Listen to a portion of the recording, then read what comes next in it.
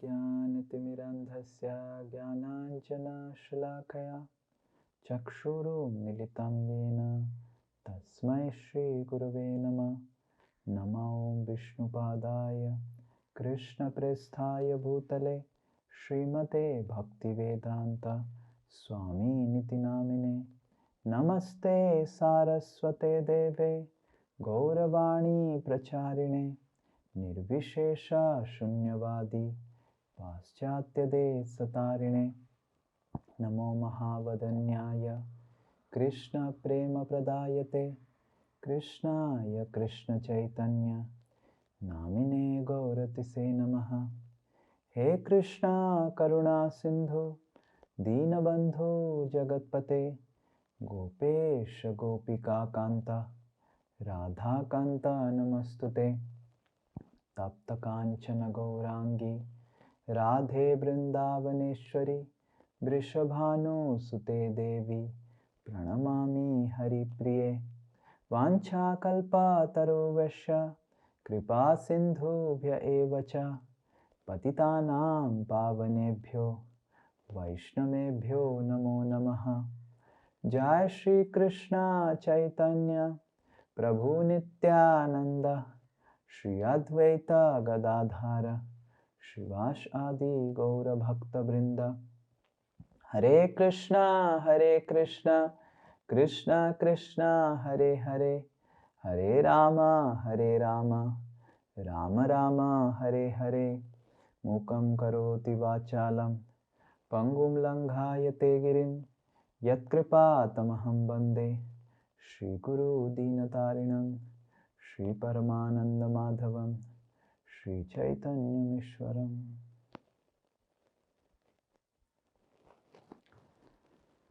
Hare Krishna. Oh, the level of cold is also increasing. Hare Krishna. It's really becoming cold. I welcome all of you to all the devotees for our weekly Srimad Bhagavatam classes.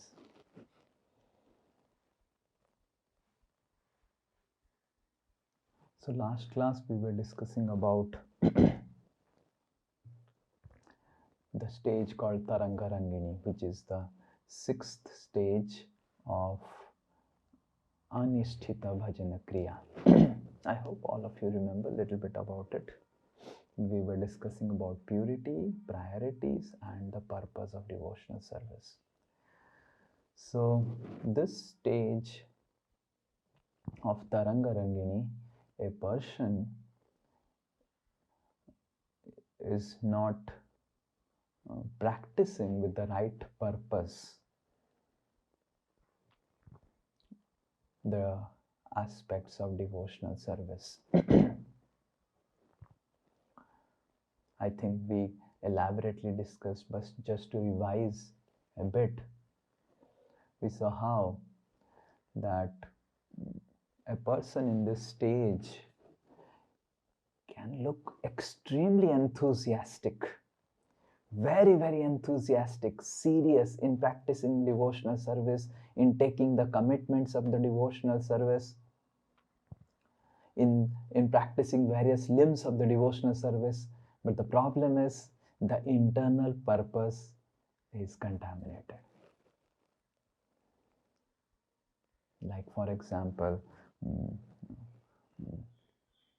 Vishwanath Chakravarti Thakur, he enlists the 3 internal contaminations for practicing devotional service with a wrong purpose. That is puja, labha, and pratishtha. Worship, profit, and distinction. Like for example, we preach Krishna consciousness to others. Now this can be done with a very, because it's a very sacred activity. Giving Krishna to others is an extremely sacred activity. But this sacred activity also creates some fringe benefits of people admiring you, people feeling that, oh, this person came in my life and he changed my life, he transformed my life. And sometimes that appreciation and admiration becomes a fuel, driving force. The appreciation and admiration that we get while preaching and while teaching becomes sometimes the driving force for doing that activity. And then it is the stage of Taranga Rangini. We are not preaching, we are not teaching in order to get some appreciation, get some admiration from the public, or to impress the public. Like Srila Prabhupada, one time all different devotees had gone to Srila Prabhupada, and then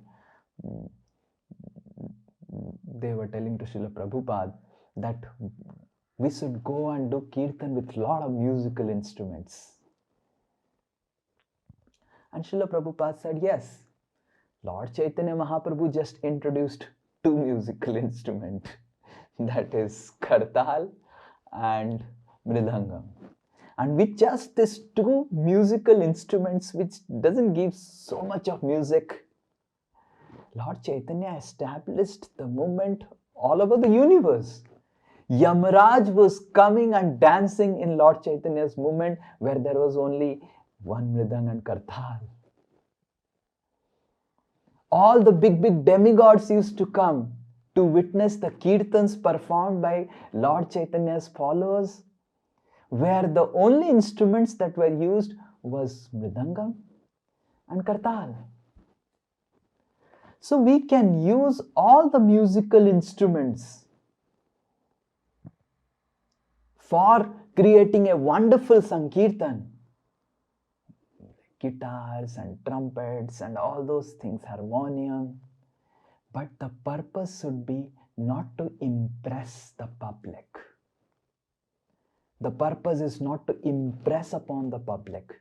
The purpose is to give pleasure to Krishna, to give pleasure to Lord Chaitanya Mahaprabhu, who came and asked us, begged to us, go and perform Sankirtans. Now, one can do the same activity of performing Sankirtan in the streets, just to show how just see how I am singing, just see how I am playing these instruments. And then one can perform these activities of Sankirtan just to please Lord Chaitanya Mahaprabhu.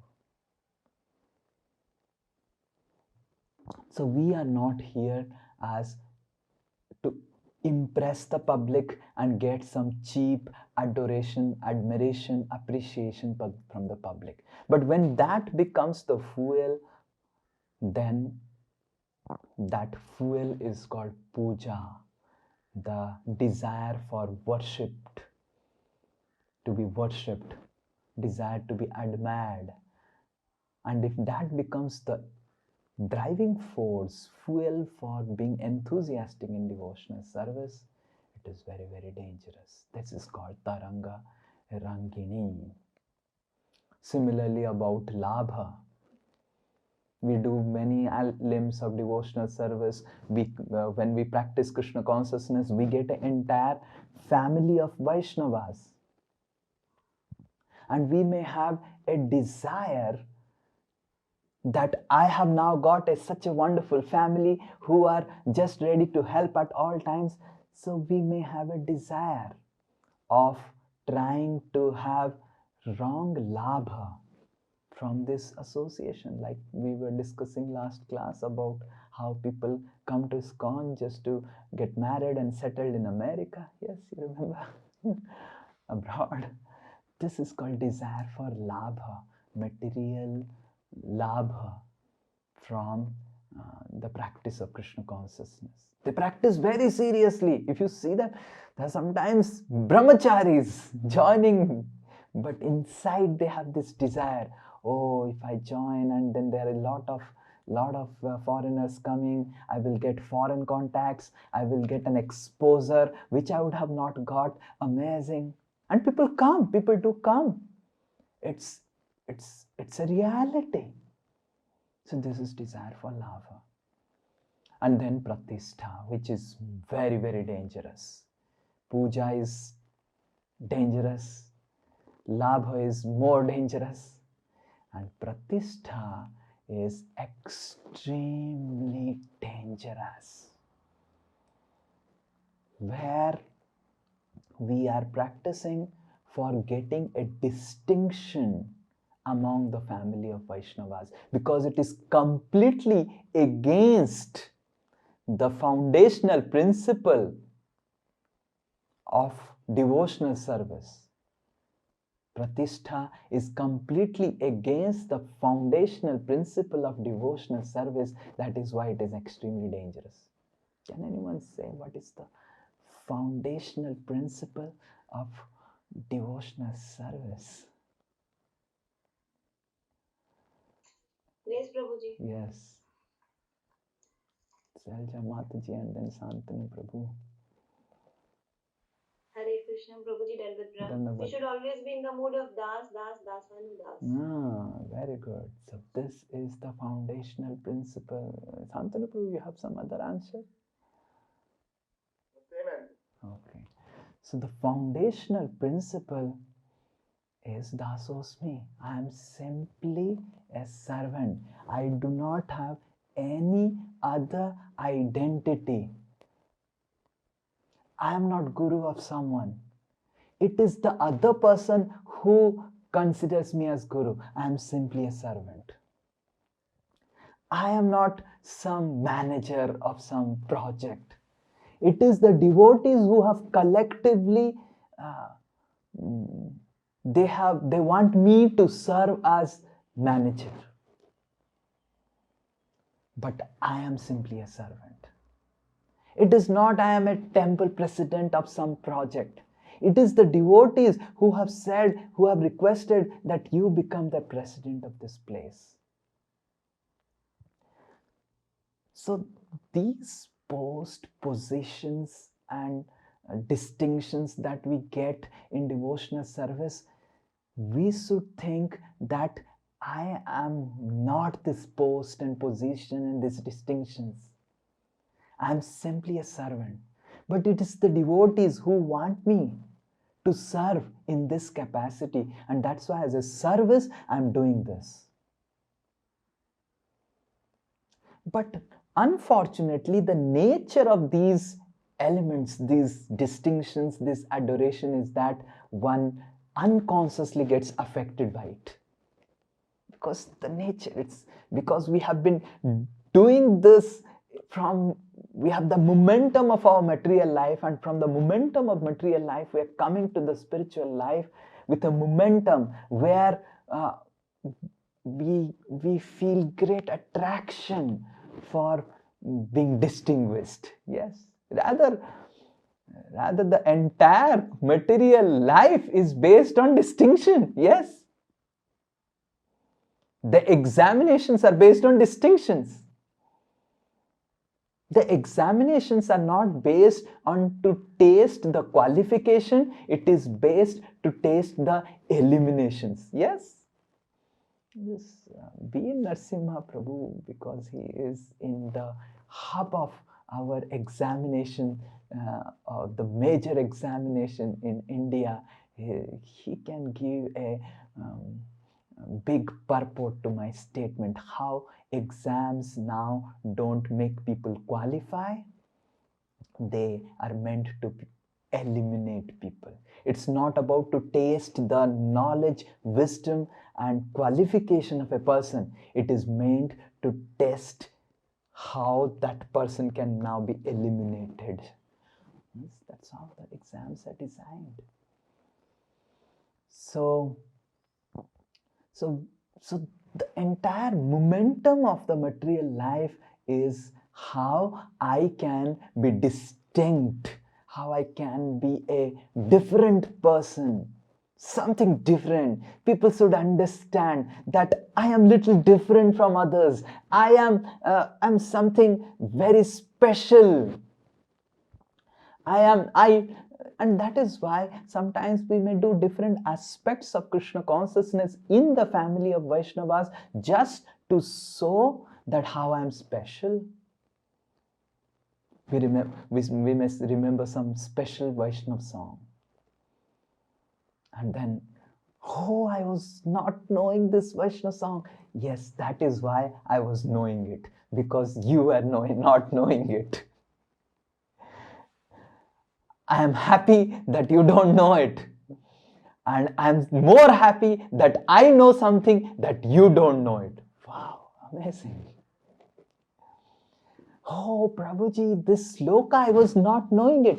Yes, I quoted this sloka because you don't know it. And I wanted to actually show how I know something greater than you. How I know some slokas and something like, I remember 5 years before, when I used to give classes, I used to quote a lot of slokas, because that's what Srila Prabhupada says, that you need to quote slokas. And one devotee came to me and said, Prabhuji, you know so many slokas. I felt so embarrassed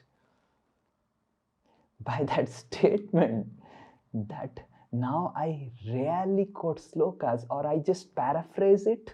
And if someone asks from the reference, then I quote, because sometimes people have a feeling that he's quoting slokas, that's why he's great.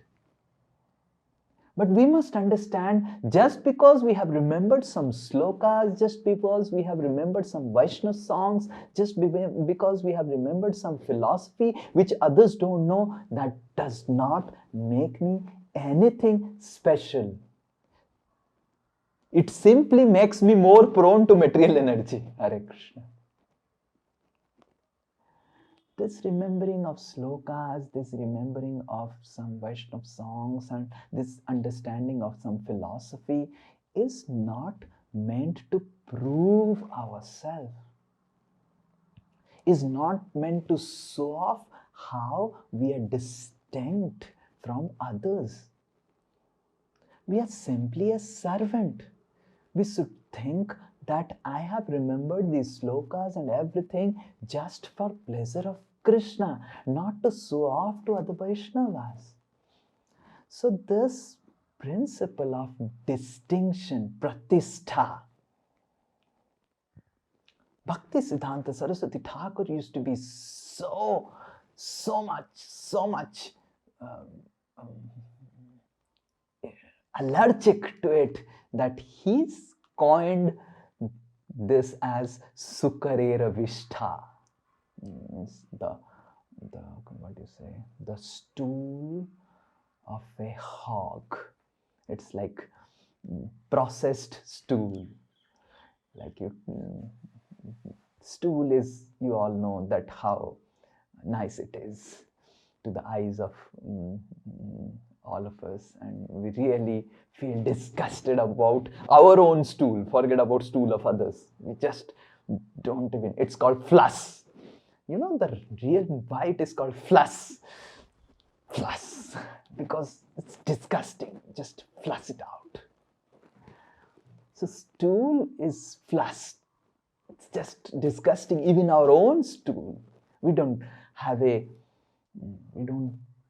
feel a attachment to the stool when we go back and see, oh, it came out from my body, so nice. It's how many of you feel like that? At least I don't feel by seeing the stool. I feel that when I will get rid of this body which emanates all these obnoxious substances and don't even look at it, and because I get stomach problems and all, and every time the texture, the color and the smell, and it is also disgusting, the stool. And this is the stool. The most beautiful, irresistible lady in this entire universe also has the most obnoxious stool. Hare Krishna. It's, just imagine, Hare Krishna. So it's stool, which is very, very obnoxious. Very, very obnoxious, that even something which has come out from our body, we feel so bad about it, disgusted. And now there is a pig or a hog. Now, first I will tell about a pig, then I will tell about a hog. We should understand, we should try to understand it very, very graphically, so that it's not about a pig, it's a hog. There are subtle differences, because when we understand the intricate differences between these things, then we can really understand how disgusting it is. So now a pig loves the stool, which is so disgusting for human beings, and is eating the stool, and is, if you offer, like in Odia, there is a saying, Ghusuri ko pachila kodali. Ghusuri means, in Odia, it is called a pig. And pachila means ripe. Kodali means banana.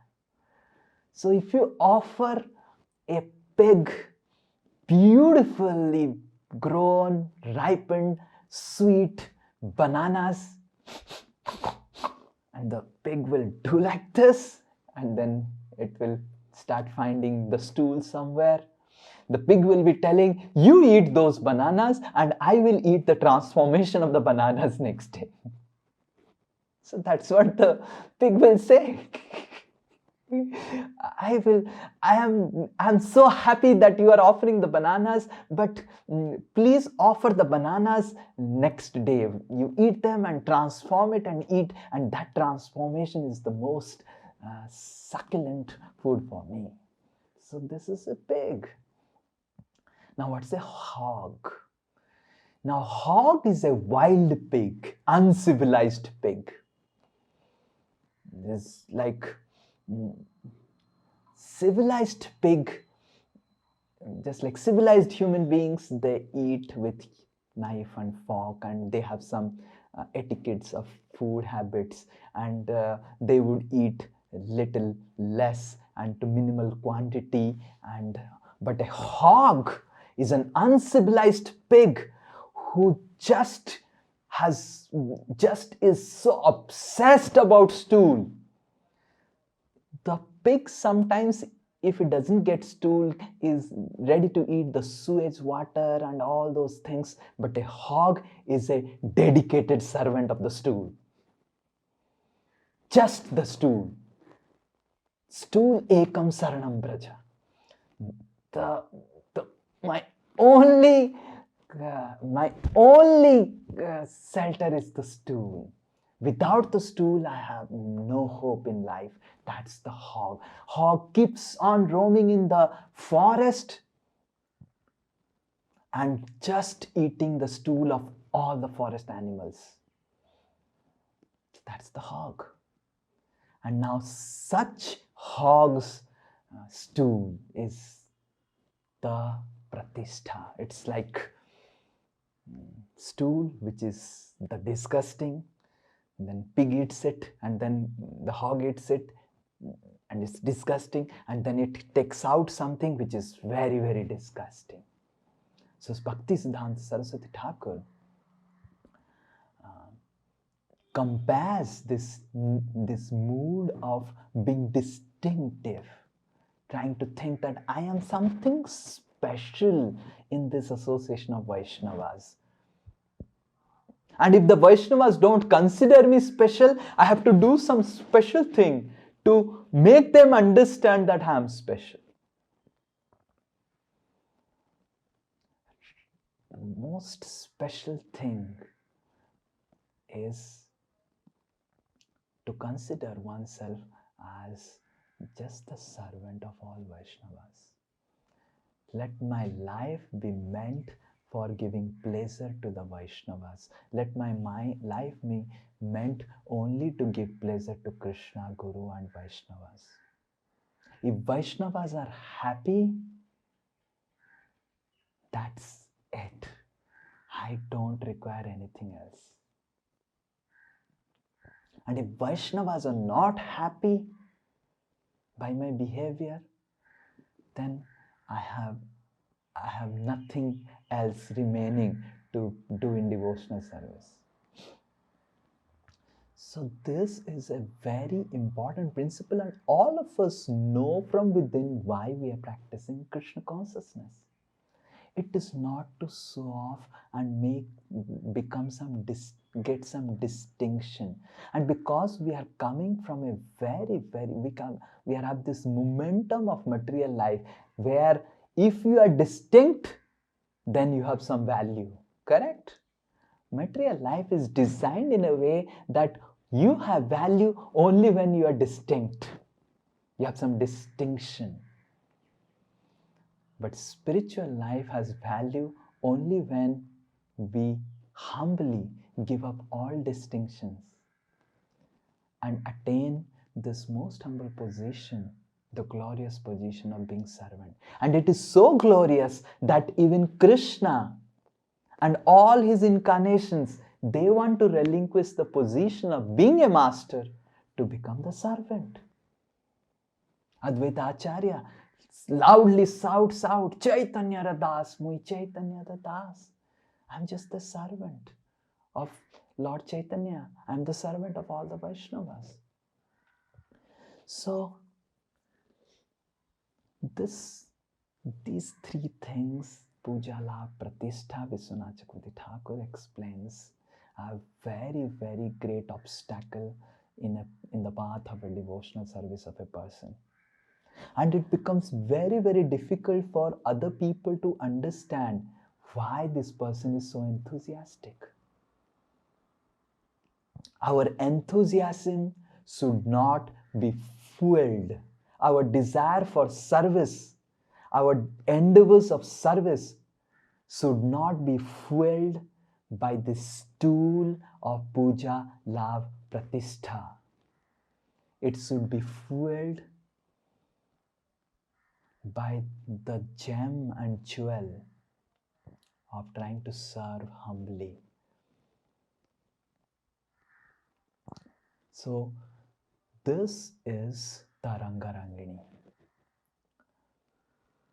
So Vishwanath Chakravarti Thakur goes ahead that if I have to, now Taranga Rangini completes the Anisthita Bhajana Kriya. And then Vishwanath Chakravarti Thakur says that from Anisthita Bhajana Kriya, we need to go to Nisthita Bhajana Kriya. That is steady devotional service. We need to be steady in devotional service, and in between these two stages is the stage which Vishwanath Chakravarti Thakur says, which is the fourth sour of nectar, which is called Anartha Nibriti. Adau Shraddha, Tatha Sadhu Sangha, Tatha Bhajana Kriya, Tatha Anartha Nibriti, and Tatha Nishtha. So Nisthita Bhajana Kriya, from Anisthita Bhajana Kriya, if you want to become a Nisthita Bhajana Kriya, do Nisthita Bhajana Kriya, what is required is Anartha Nibriti. So Vishwanath Chakravarti Thakur in the 4th chapter describes elaborately about anarthas, and he says that these anarthas, the definition of anartha is ana-artha. It has no value. Like it didn't give an example. You have 10,000 rupees, the rupee note, and you go to US. Until and unless you do an exchange, that rupee itself has no value because you are in a foreign land, right? You are in a foreign culture. Exactly in the same way, Anarthas are something which have no value in spiritual life. So you cannot do anything. They are anartha, they are useless. In material world, they can be considered as arthas, but in spiritual life, they are simply considered anarthas. So Vishwanath Chakravarti Thakur explains that these anarthas are of 4 types. The anarthas or contaminations, the first one is anarthas or contaminations arising from sins or called duskrita uttha, duskrita. Duskrita means doing, krita means doing, dus means doing duskarma, doing sinful activities. Uttha means which arises. Duskrita uttha. Anarthas coming from sinful activities. The second one, Vishwanath Chakravarti Thakur says, Sukruta Uttha. Anarthas arising from pious activities. Interesting. We will discuss about it. Then third one, Vishwanath Chakravarti Thakur says, is Bhakti Uttha. Anarthas arising from devotional service. Hare Krishna. And the fourth one, Vishwanath Chakravarti Thakur says, which he elaborately describes in the chapter, is Aparadha Uttha. Anarthas arising from aparads. So we will describe little of all these 4 things and elaborately the last one, because that's what Vishwanath Chakravarti Thakur does. So we will also do the same thing, how he follows the commentaries. So the first one is Duskrita Uttha, and it is very easy to understand. The anartha arising from sinful activities, breaking the 4 regulative principles, and eating forbidable things, alcohol, non-veg, and doing illicit sex, and prostitutions, pornography, and then there is gambling and casinos and all those things which all have been elaborately discussing, and we know all these things. These are all these creates anarthas or sinful desires in our heart and choke our bhakti. So the first few stages till Byudha Vikalpa, what a person faces is mostly Duskrita Artha, Duskrita Uttha. Anarthas arising from, he faces challenges from Duskrita Uttha, anarthas arising from his past sinful activities or current sinful activities. And then there is Bhakti Uttha. Bhakti Uttha is very interesting, is that we come to devotional service for peace and not service. We come for relief. And this is an anartha. Can someone say why Vishwanath Chakravarti Thakur says that doing devotional service for peace and relief can be is the anartha, which is Bhakti Uttha. Anartha, not Bhakti Uttha, Sukruta Uttha. Anartha arising from pious actions. Yes, Prabhuji. Yes, who is speaking? Hare Krishna, Prabhuji. Selja Mataji, yes. Actually, Prabhuji, we have a desire to enjoy this world. Material world, through bhakti, through pious activities. Very good. Vishwanath Chakravarti Thakur exactly says what Selja Mataji said just now. So one big Hari Bol for Selja Mataji. So Sukruta Uttha means a desire to enjoy the material world and get relief from the distress of the material world by performing devotional service. And that is an anartha. Because the goal, why it is an anartha? Yes, can anyone say why it is an anartha? Anyone else? Please raise hand. Why it is an anartha? Why the desire to enjoy material enjoyment or peace from devotional service is an anartha? Yes, Nidhi Mataji. Nidhi Mataji. Prabhuji, the goal of doing bhakti is to go back to God and then not enjoy things in material life. Very good. So the goal is to go back to Godhead. The goal is to enter the spiritual realm. The goal is to not stay within the realm of material world. And because the goal is different, and since the goal is only lacking, that is why this is Sukruta Uttha.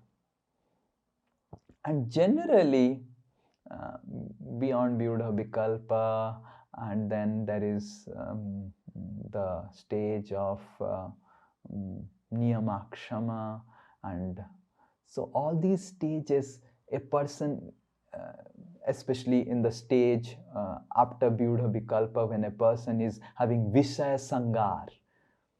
So Vishaya Sangar is the stage where a person is having battle for Sukruta Uttha.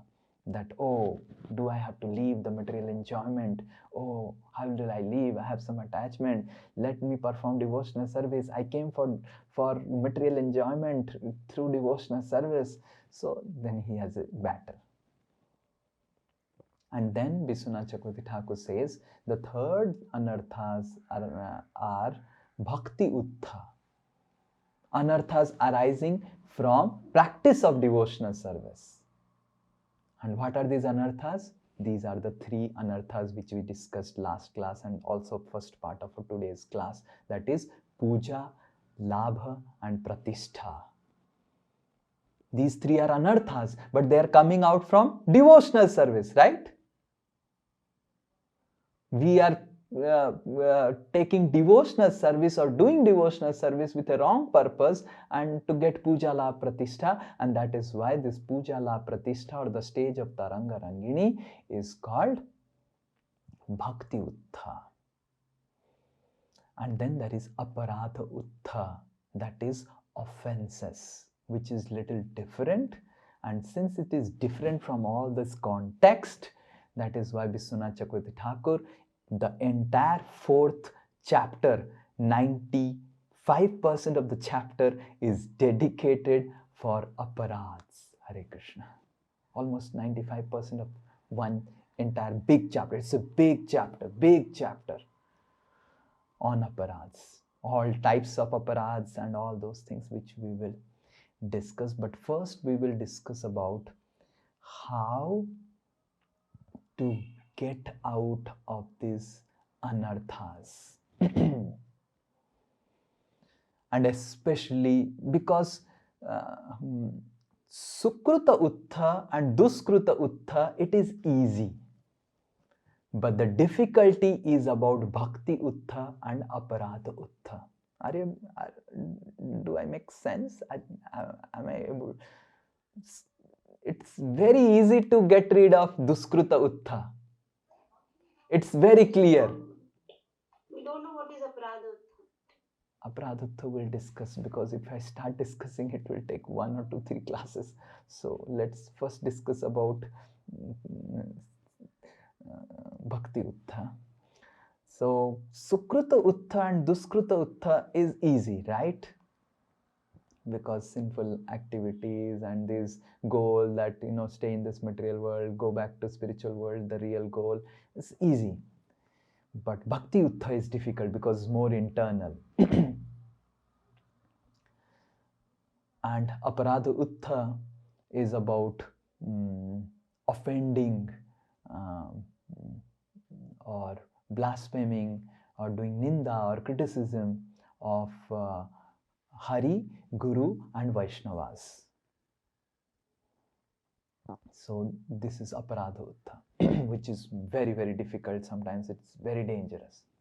That we will discuss maybe next class, not today.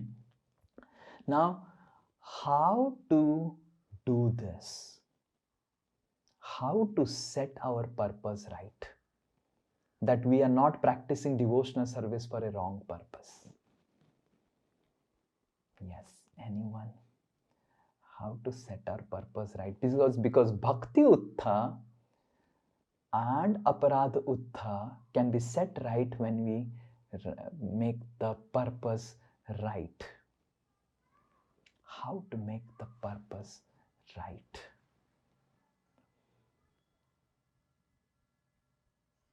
Yes, Udit Prabhu. By only getting the right knowledge. Okay, by getting the right knowledge. Reading scripture. But a person who has come to the stage of Taranga Rangini, do you think that he doesn't have right knowledge? Because this problem, Bhakti Uttha and Aparadha Uttha, come at a very latest, advanced stage in Bhakti. It doesn't come in the beginning stages of Bhakti. So if something is coming in an advanced stage, that means he has knowledge. Then what's the problem? Okay, Kushal Bihari Prabhu. By taking instructions from Guru, surrendering to Guru, and only following the instructions of Guru. Okay, by surrendering to Guru, what will happen?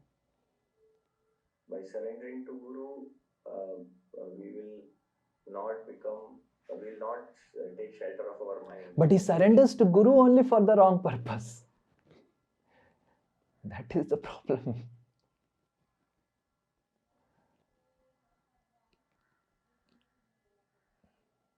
Unfortunate, right? Yes. Okay, we have to make such unfortunate also fortunate, and that's how we have to go ahead. Otherwise we'll get stuck in the stage of Bhakti Uttha and Aparadha Uttha. So how? Because surrendering to Guru is also, rather it is the first devotional principle, right? The first principle is only surrendering to Guru, but that principle only is done with a wrong purpose. And it's very much possible. One may surrender to Guru for many reasons. Yeah. So yes, Vijay Prabhu. Where, who is asking question? Yes, Sweta Mataji. Yes. What are the wrong reasons to surrender to Guru? Okay, so we will discuss about that when we discuss further ahead. We are just coming first to, what was the question? I forgot. The question. How to set the purpose right? Yes. Yes, Vijay Prabhu, then Sabyasachi Prabhu, then Selja Mataji, then Mona Lisa Mataji. Then we'll discuss. Yes, Vijay Prabhu. Revealing to our authority or seniors that what I'm hearing, I'm not able to relish that. So when we discuss that, when we reveal that, our seniors will try to help us understand what is our purpose, and that purpose is revealed. And then they help us in purifying it. Okay, so we reveal our purpose. Vijay Prabhu is telling a very courageous thing. No, I mean, to reveal the purpose, we might not reveal the purpose directly, but first we say, Prabhu, you are saying so many things about bhakti, but I'm not experiencing this. And when we reveal that, the question from the superior might come. The reason why it's not being revealed is because of the purpose not being there. Okay, so revealing. Okay, so it's a very nice thing that Vijay Prabhu said, that we need to reveal, but it's not a easy thing. How many of you think it is easy? Prabhuji, I think it is very easy. Okay, Selja Mataji thinks it's very easy. Yes, Selja Mataji, please enlighten us with your divine words. Actually, Prabhuji, like when we read the scriptures and the leelas, like we read in Chaitanya Charitamrita, Ramchandra Puri. Ramchandra Puri, okay. Selja Mataji went directly to Ramchandra Puri with Like we all. read the scriptures and leelas and we come to know how it is dangerous. And if we really want to advance in our devotional service, like प्रभु जी जो अनर्था और जो आपने बोला पूजा पाठ पूजा लाभ प्रतिष्ठा, that is real means at one stage it is a driving force. When we are means in a initial stage of bhakti, लोग का तारीफ लाइक गुरु से तारीफ सुनना, लोगों से तारीफ सुनना, तो वो एक लगता है हाँ और अच्छे से भक्ति करना है और अच्छे से प्रचार करना है, तो वो एक ड्राइविंग फोर्स होता है स्टार्टिंग में. बट व्हेन अगर हमें लग रहा है कि हम अगर मतलब लीला सुनते हैं और फिर हमें लगता है कि ये एक बहुत बड़ा हर्डल है, देन हम अपने गुरु से या सीनियर जो होते हैं उनसे अगर हम अपने मन की बात कहेंगे तभी हम आगे बढ़ पाएंगे. अदरवाइज हम यही पूजा लाभ प्रतिष्ठा में मन की बात is reserved for Prime Minister of the country. Very, very difficult to, yeah, you are also telling the same thing. I am able to understand it, but sometimes it's difficult to reveal the man ki baat. You know, the man is called in Sanskrit, in Bhagavatam is called guha. Guha means gufa, very, very deep, and no one wants to reveal it to others.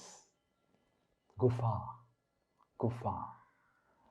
Yes, Prabhuji, but we have to give our surrender of mind to Guru and heart to Krishna. Then only we can advance. Okay, Gufa. Yes. It's very easy to say that statement. So that is anyway. But the answer is correct. But how to apply it is what is the question of discussion. The question is not an answer, it's how to really apply. Yes, Sabyasachi Prabhu. I'll add to what Vijay Prabhu said, opening the hearts. At the same time, we need to understand with whom we need to open the hearts.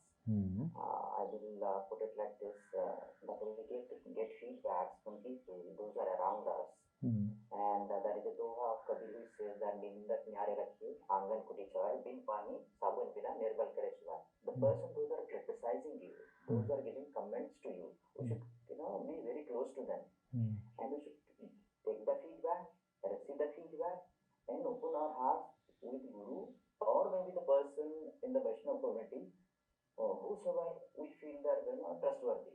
Then we can take it forward to the next level. What to do with this?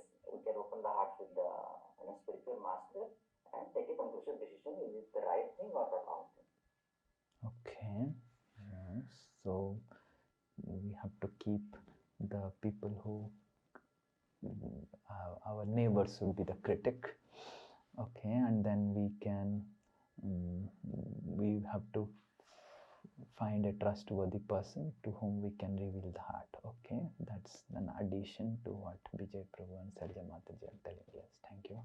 Yes, next. Oh, Monalisa Mataji and Syama Priya Mataji. Hare Krishna Prabhuji, Dandavat Pranam. Yes. Prabhuji, these anarthas are so subtle sometimes. Agar knowingly somebody gets trapped in the somebody chooses to have that pratishtha and love, then nobody can say anything. But agar unknowingly हमारे अंदर आता है, because we have the tendency to fall. So अगर आ जाता है, so for that probably we should always pray to Krishna. भी हमें अनर्थ से बचा के रखो and गुरु से ask करना चाहिए, या जब we can identify कि ये हमारे अंदर आ रहा है, ये सब भाव आ रहा है, so maybe that time ऐसी सेवा में engage होना चाहिए जो background job हो, जिसमें प्रतिष्ठा ये सब ना हो,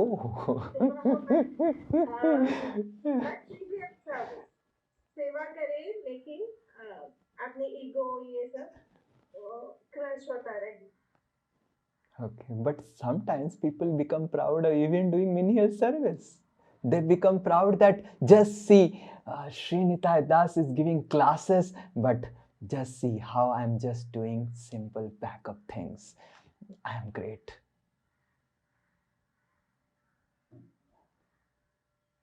Then what to I do? don't know to explain it. But clearly, inside I'm sincere that I want to get rid There of is a this saying stress. called the beggar is also proud of his penny. So sometimes one becomes proud if even doing menial services, background things. Just see how humble I am. One becomes proud of one's humility. Hare Krishna. Yes, okay. Syama, Priya. Hare Krishna Prabhu. I actually have two answers for this. One is when we see like senior devotees when they are serving so selflessly and without any expectations or anything, maybe we can try to ask them or try to follow them. Like, how are you able to do it for such a long time? And I mean, without any expectations.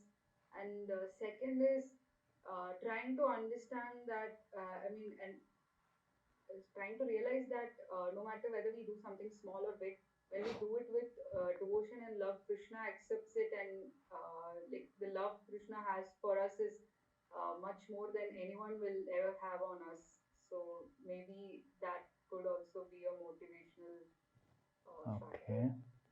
So by seeing the seniors, superiors who are selflessly doing something, and then we can also see that example and set our purpose right. We should also be selfless. It's a nice point. Thank you. Yes, last Santanu Prabhu, and then we will discuss. Like one time I had heard in your class only. Actually, one practical point. Actually, I asked this question. I remember many years ago that we have this desire for puja la pratishtha. So you were telling there that I heard that it is very difficult to give up. If we start thinking I don't want puja la pratishtha, then we will not be able to do some service only because it is so deep rooted. But you said that if we again and again go back to the devotees and the guru and ask them whether this service is pleasing to them, if we do something and at the end of service we beg to them that are you pleased by the service, then by prolonged again and again if we go and just check with them is the service pleasing to the devotees, then and to the Krishna also we go in front of deities and tell was my service pleasing to you, then you said that after prolonged period of time this desire will gradually go away because again and again we make sure that whatever be in my heart but at least my service is pleasing to the devotees and the guru or not. Okay, now Santanu Prabhu is intelligent. He made a comment and he added that I have heard from you. So now no question of I have to tell Haribol for Santanu Prabhu. Just amazing. It's like really one loud Haribol for Santanu Prabhu.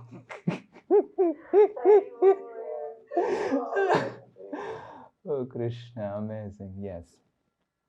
Okay.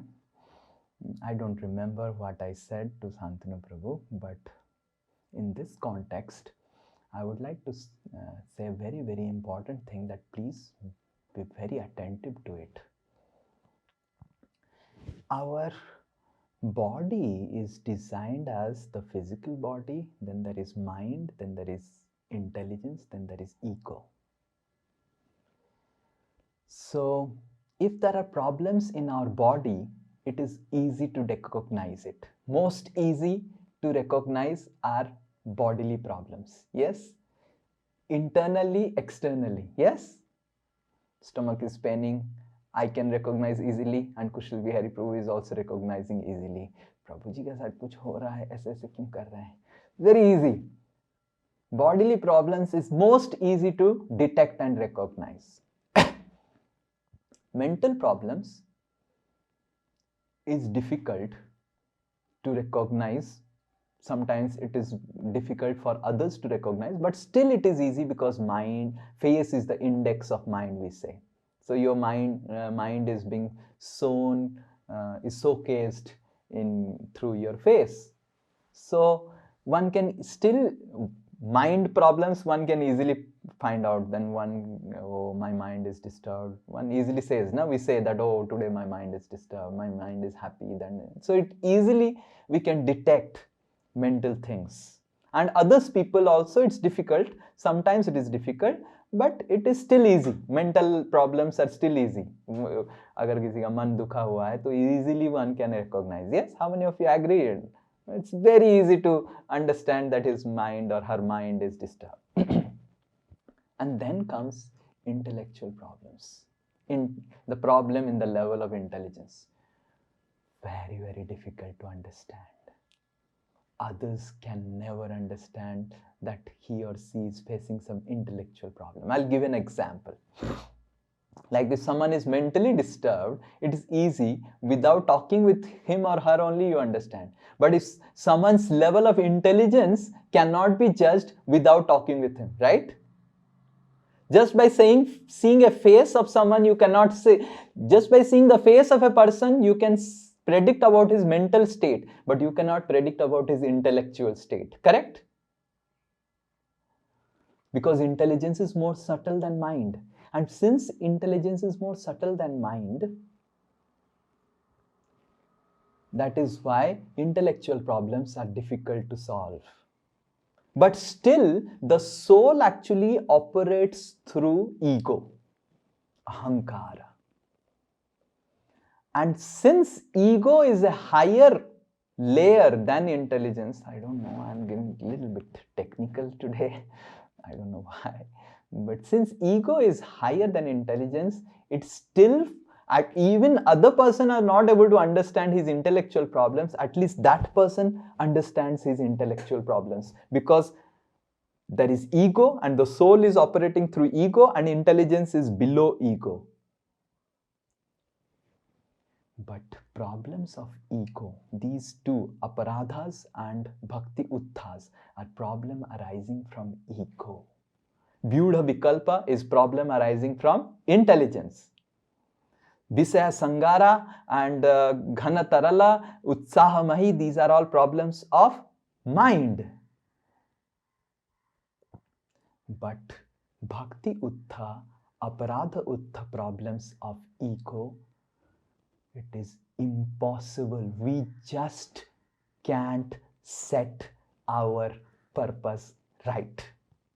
You have to write this big, with big, broad letters.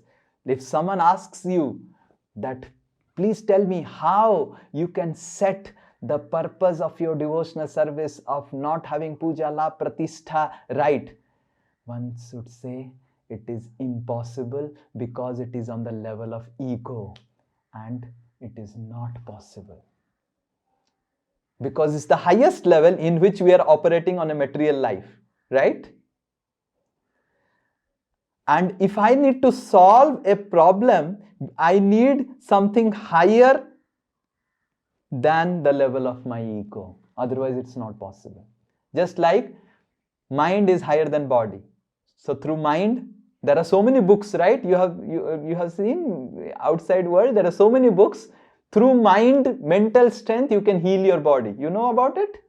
Because mind is higher than body, you can solve bodily problems through mental strength. Then intelligence is higher than mind, you can solve mental problems through intelligence. Ego is higher than intelligence, you can solve intellectual problems by setting the ego right. Or whatever, at least you can solve, attempt to solve. That also requires superior intervention. But these two problems, bhakti uttha and aparadha uttha, cannot be solved by one's own endeavor. This is the first knowledge one should have. It is impossible. It is impossible. Yes, Kushal Bihari Prabhu, you have some raise of hand. Prabhuji, we say that this ego is because of our envy towards Krishna. So will that be the reason for this ego? Because when we are not able to understand only, but when you are teaching in class, we are able to understand. Yes, this is the thing. But when we we will be affected by it, then we will not be able to Yes, understand. correct. You are now what? When you are hearing now in class, the understanding is intellectual understanding. Your intelligence is understanding. Ego is subtler than intelligence. Ego is your identity, the feeling of identity only. So, ego is very, very subtle, and it is very difficult because these problems are problems of ego, problems on the level of ego. Just like we described, na, anisthita bhajana kriya, we came up. First, we described problems in the mental level. You saw, if you remember, the problems of what? What is the first stage? I only forgot. So many stages. I don't know how all of you will remember. The teacher only is. Utsahamai, Ghanatarala, and Ghanatarala. These are all problems of mind. And then Vyuda Vikalpa, intellectual problems. Visa Sangara is internal, subtle mental problems. Niyamakshama is subtle mental problem. And but this Taranga Rangini, Bhakti Utta and Aparadha Utta, these two are problems of ego. So because it is problem of ego, it is not possible. So first we have to get convinced that my endeavors can take me to the stage of Niyama, Akshama, and above that to Taranga Rangini. Beyond that, if I want to advance, my endeavors will not help me now. Finished. Ye conviction we all should have. Beyond Taranga Rangini, alone my endeavors will not help. And I will not be able to now diagnose my problems. Till Taranga Rangini, a person is able to diagnose, detect his problems. Once a person comes to the level of Taranga Rangini, where he where he is performing devotional service for a wrong purpose, internal purpose, he cannot detect his purpose. He cannot diagnose his purpose. It is simply impossible. He is completely dependent on someone else. And that is why, in order to come above this problem, what is required is ashraya, shelter. Ashraya of Hari, Guru and Vaishnavas.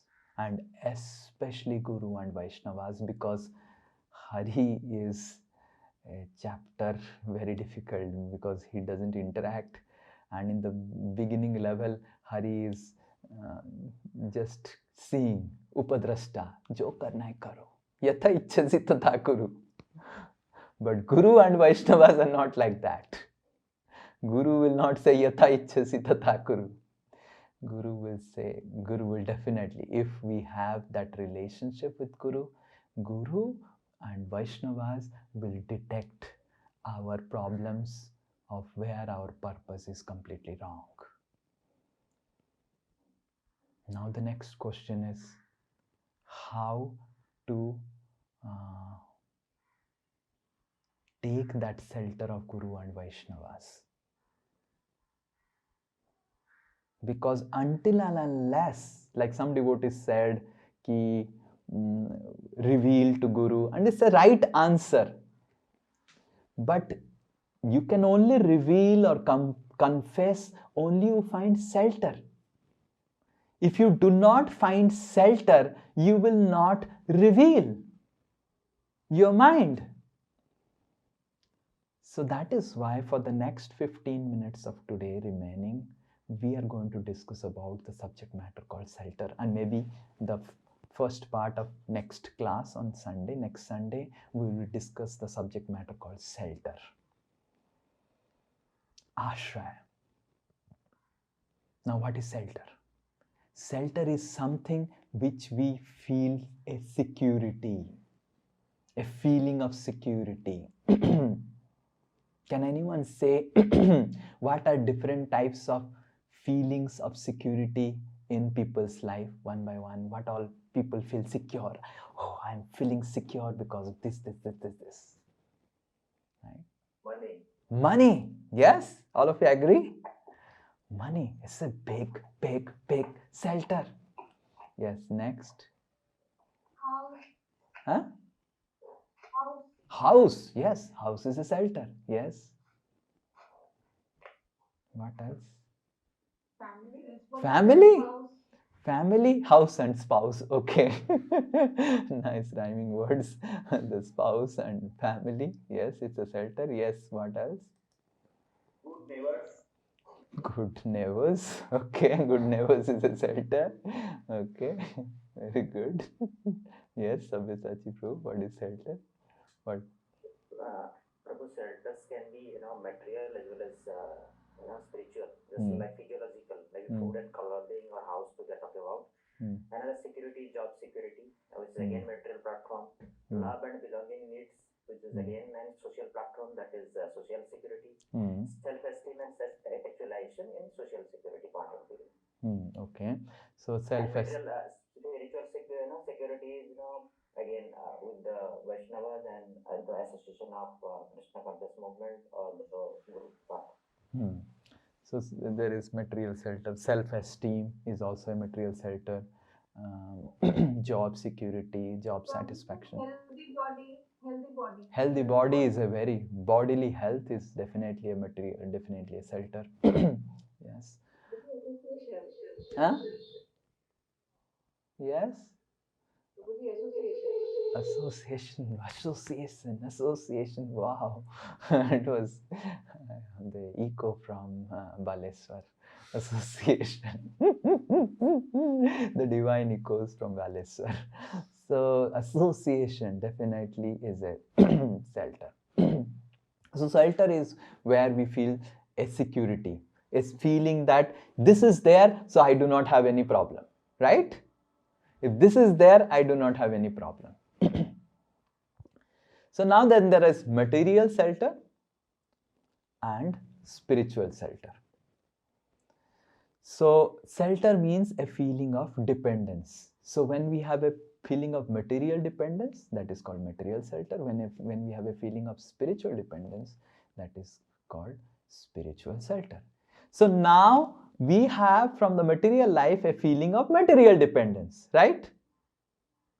We felt dependent. One shelter, all of you missed it out, is a shelter of one's own intelligence and endeavors. Ki main kar dunga, right?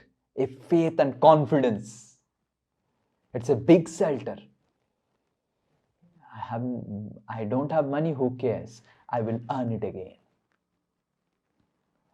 I have, so the faith on one's intelligence and endeavors, it's a big shelter. So, so now we will see how to get out from the material dependence, material shelter to spiritual shelter. So the first principle to, like all of you said, ki one should reveal and everything. Until unless we feel sheltered, we will never reveal. And how to feel that shelter? How to transform from a material shelter to spiritual shelter? Yes. Anyone? How to feel the spiritual shelter? How to experience material shelter? How do we do it? Yes, do all of you agree that it is not possible to reveal until unless we feel sheltered? Then how do we feel the shelter? You all said shelter of Vaishnavas, like Sabyasachi Prabhu said, shelter of Guru and the movement. But how do we transform, because we have such deep rooted feeling of shelter from material world? How do we transform that to spiritual things? How do you develop shelter of Guru? How do you develop that feeling of shelter of Vaishnavas? Yes, Sweta Mataji. Yes.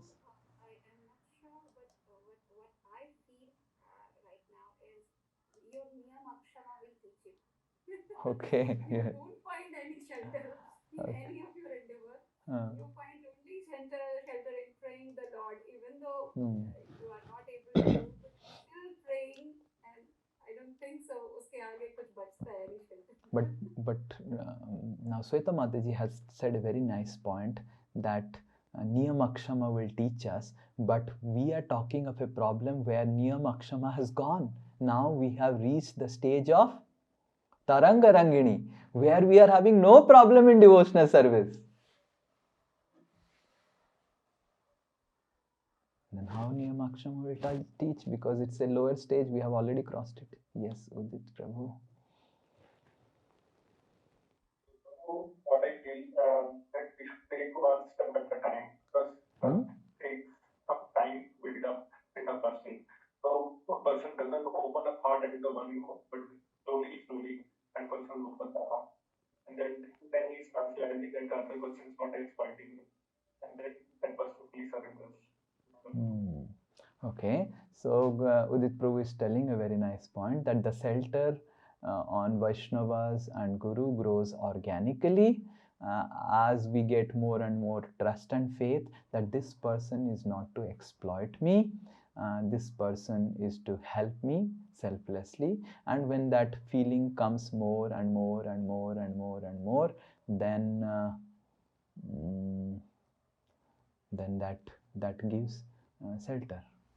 But problem is how do we understand? Because sometimes I have observed that if a person is feeling the shelter of Guru and Vaishnavas, and so long the Vaishnavas and Guru are satisfying his ego, because it's a problem of ego.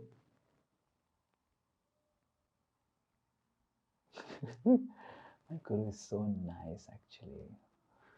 Vaishnavas are so nice, you know, they are like gem devotees, gem. Because Sometimes Guru also says something which is against our mind, what we want to do. At that point, if we realize, obviously, Guru is meant for that only. Guru is meant for that only. So here is the problem, na? Let's be very, very honest about the problem. Let's not. Guru is for that only, na? Guru will not support your ego. Guru will be against your ego. And you are telling that faith, slowly it will come. And how slowly it will deteriorate only. Because Guru will keep on telling you have this problem and you have this problem. And then Kushal Bihari Prabhu, please enlighten us. We have landed up into a problem now. How to go ahead? I'm feeling it is just by mercy of Guru when he is really Guru and Vaishnavas. They are merciful and they feel compassionate towards us. Then they pray for us, and then we can overcome this ego problem. And sometimes we are arguing with our Guru, or we are we we are not able to follow instructions completely. And if somebody is serious about the path of devotional service and they are constantly hearing from the mouth of Guru, then he will be able to understand that right path is to follow the instructions of Guru and reveal my heart to my Guru. So the problem regarding ego, still if it is obstructing, then only prayers can save us, that is especially of Guru and Vaishnavas. Okay. Now Kushal Bihari Prabhu has shifted the entire discussion to a completely different section of prayers. And prayers go up and blessings go down. And yeah. So when we are having a problem of ego, so the problem is that anyone who even looks at the ego, touches the ego, you feel disturbed. Yes? How many of you agree with what I am saying? Let's be very, very honest.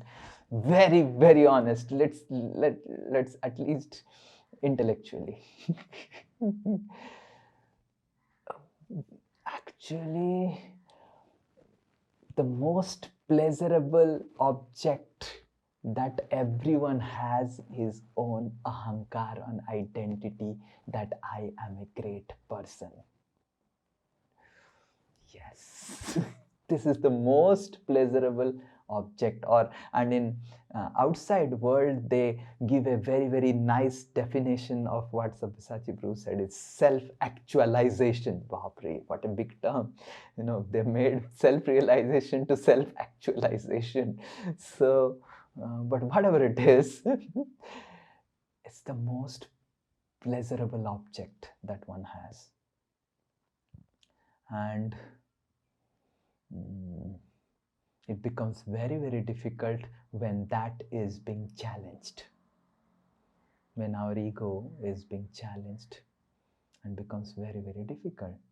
So then how do we get rid of this ego?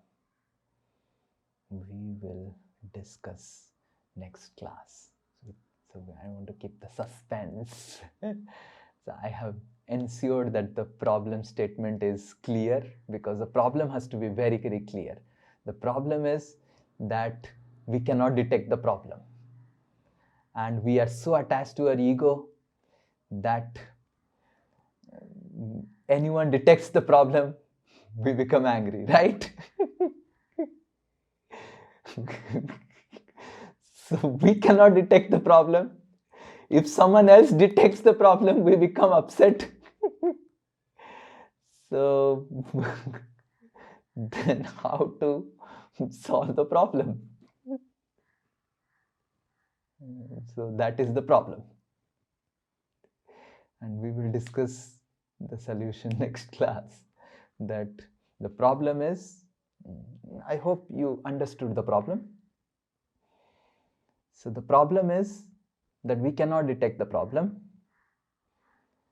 And who detects the problem is a problem for us. But we need to find the solution of this problem, or else it is a problem for our spiritual life. And even if it is not a problem for our spiritual life, we'll become a problem for other spiritual life. And it's really a problem. And previously it was so nice to practice bhakti. Now I have just increased my problems. Sometimes some people ask, Prabhuji, when I was in outside world, life was so nice and simple. Now the problems have increased. I was only fighting with bodily problems. Now you told me to fight with problems of ego. Yes. I was so happy with my ego, intelligence and mind, and only bodily problems people are concerned. And now you are telling me to, you are seeking, the problem is you are seeking the problem. So there are a lot of problems, and we will see the solution. And all of you also can think deeply on this problem. Okay. And we will discuss about the problem in the next class on 25th. Yes. Any questions? Yes, Sabyasachi Prabhu, I think you have any question or comments? Then Nidhi Mataji. Maybe it's out of curiosity I'm asking. You said Bhakti Uttha and Aparadosha is the problem of ego. So does it affect the teachers also, or those who are teaching? And if it gets detected, or maybe if it is affected, how it is taken care as an organizational point of view? Because we have seen some of the so-called spiritual masters or gurus in different spiritual organization. Because of that, some are put behind the bar, some are somewhere else. how this is being treated in organizational point of view. Okay, that is an organizational problem. We are discussing about our personal problems. Now, as far as organization is concerned,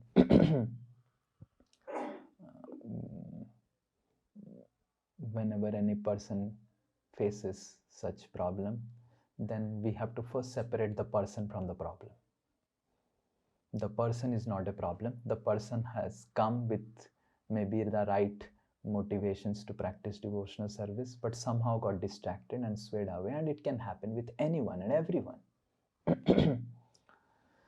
So we need to be compassionate to the person and not compassionate to the problem. We need to deal with the problem. So putting him behind the bars is not the solution of the problem, because it is solution of the organizational problem, but it is not solution of his personal problem. So just putting him behind bars may solve the organizational problem, or people may feel little justice of what mistakes he has done and all. But as a person, we should be compassionate and try to give him good guidance, provided he is ready. But most of such people who does such type of things, and they are mostly convinced that they are all right. Even if they're behind the bars, they're convinced that they're right. Ego is so, that's what we are discussing, the problem of ego. That just it is not possible to convince them. They're somehow or other, they will try to defend their ego so much, and it is impossible until unless, what we will discuss next class, that how it is possible. But as far as organizational problem is concerned, the solution is definitely whatever course of action the organization takes, the legal actions and whatever has to be taken. But with that, there has to be a compassionate heart to help the person to overcome his personal problems also. So that is how it has to be seen holistically. The person has to be separated from the problem.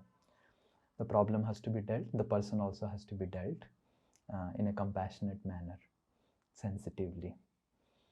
But yes, everyone can face the problem. The gurus can face the problem. Spiritual masters can face the problem. This can face, all can face. But we are not here to be so worried about our gurus, spiritual master, other organizations, starting organizations. So we have to be very clear why we are reading Madhurya Kadambini. That's why in the beginning, I was very, very clear again and again. Madhurya Kadambini is a self-mirror. This is not to find out who is at what platform. We have no job to find out which organization, which guru, what, who is at what platform. We are simply concerned about how I will advance in spiritual life and how I will please my Guru and Krishna and Vaishnavas. So it's a self-mirror. So if we apply Madhurya Kadambini to other places and all those places, it may be a danger. So that's why we apply it in our personal life. Okay, find out whether what mental problems I am facing, what intellectual problems I am facing, what egoistic problems I am facing. So Madhurya Kadambini is meant for a personal application. And gurus may face problem, organization may face problem, but that is not the reason why we are reading Madhurya Kadambini. I am facing problem, and I have to solve my problem. And if everyone decides and reads Madhurya Kadambini and decides that I will solve my problem, I'll solve my problem, and collectively all problems will get solved. The guru's problem will get solved, the organization problems will get solved, because personally everyone is endeavoring to solve one's problem. And that's why our acharyas have written this book for a personal mirror. So let us focus on our own person instead of thinking what will happen to him, what will happen to him. Just be selfishly concerned while reading this book that how will I serve my problem? Where am I standing in Krishna consciousness? and how will I solve my problem. That is more important as an application to Madhurya Kadambini. Yes. Yes. Hare Krishna, Prabhuji. Yes, Udit Prabhu. Prabhuji, I've got 3 questions. 3 questions. You are allowed to only ask one question, and then Udit Prabhu will ask, and then the other questions. One question. Okay. Is it wrong to do devotion with a purpose? Other than going back to Godhead? It is, the purpose has to be right. We cannot do anything without a purpose, but the purpose has to be right. No, like, say suppose I'm wanting something from my family, for myself, or, for my society. I mean, good purpose. The purpose is good, but it's not going back to Godhead. So maybe the understanding is not there that should be the purpose. Yes. Or you're not aware. So now you are aware, so we change the purpose. That's why education is important. So I am aware, but I'm asking, say suppose for a person. That is the problem, na. This education of Madhurya Kadambini is, if you are aware, finished. How you just don't be concerned about how others will apply Madhurya Kadambini. No, I said, okay, Prabhuji, I'm knowing the purpose, that the purpose should be to going back to the Godhead. But still, the purpose should be to serve Krishna in spiritual world, not just going back to Godhead. What you will do there? Going back to Godhead, eat samosas there? No. The purpose is to serve Krishna, and the service of Krishna is nicely being done in spiritual world. That's why I want to go to spiritual world. But still, if my purpose is not that, so it will gradually, we have detected that what is my purpose by reading Madhurya Kadambini, and we have detected also that my purpose is not fully pure. So, and we need to endeavor how to make it pure. Oh. Yes. Yes, Udit Prabhu.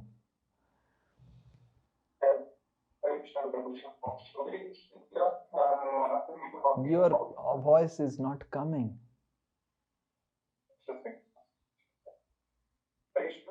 Huh? You talking about this Dushkritau and Sukritau, right? So when we are teaching, so at that time we talk about that you will get mental stress, you will become the mental stress, and then you will get some strength to solve the problems, etc. So this is the right, because ultimately Sukritau, yes, we are actually talking about you will get peaceful life to devotional service. Yeah, so that is the beginning of our preaching. That is Bala Utpadaki Shraddha. I think you forgot. But beyond the person, as the person has developed Swabhaviki Shraddha, we don't speak about it. If we keep on till the person has started 16 rounds and he is asking, Prabhuji, I am stressed and all, and we say, just chant, everything will happen. No, we tell that, that is how the material world is designed. No matter whatever you do, you will be stressed. The material world is Dukkhalayam. So where it is written Dukkhalayam Aswasatam? Tell me.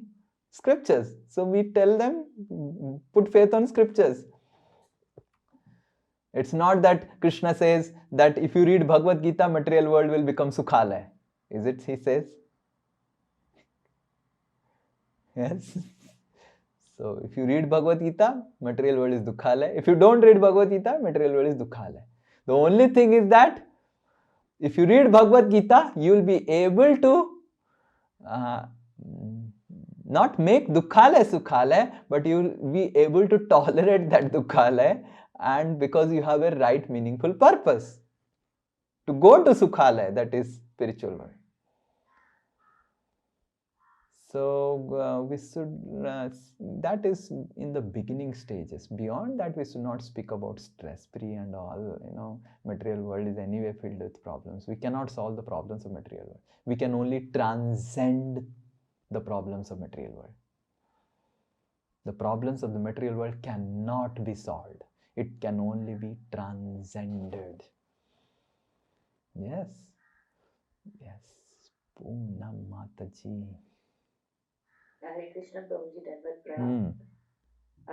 Sorry Prabhuji, as I shall open up, so I could not switch on my video. Yes. Prabhuji, actually, you said that was understood that in my heart also, that one should reveal their heart to the Guru if we want to advance further.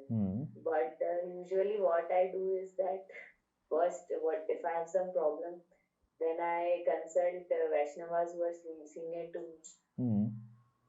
And if they are able to, then if they say that you should just directly ask Prabhuji only. So then I ask.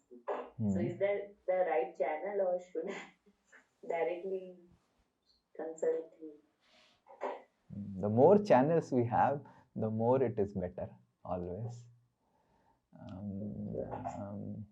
So we definitely can ask other Vaishnavas and everything. So that is very, very nice. And consulting with other Vaishnavas. So that is why it is not just about surrender to Guru, it is surrender to Guru and Sadhus and Shastras.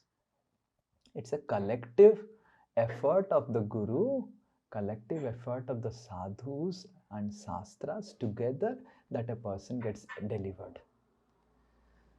But among the three, Guru, Sadhu, Shastra, the Guru is the most important person because it is a specific personal relationship.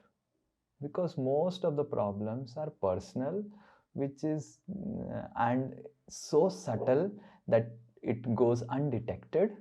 That is why it's a personal relationship. And since out of the three, the Guru is important.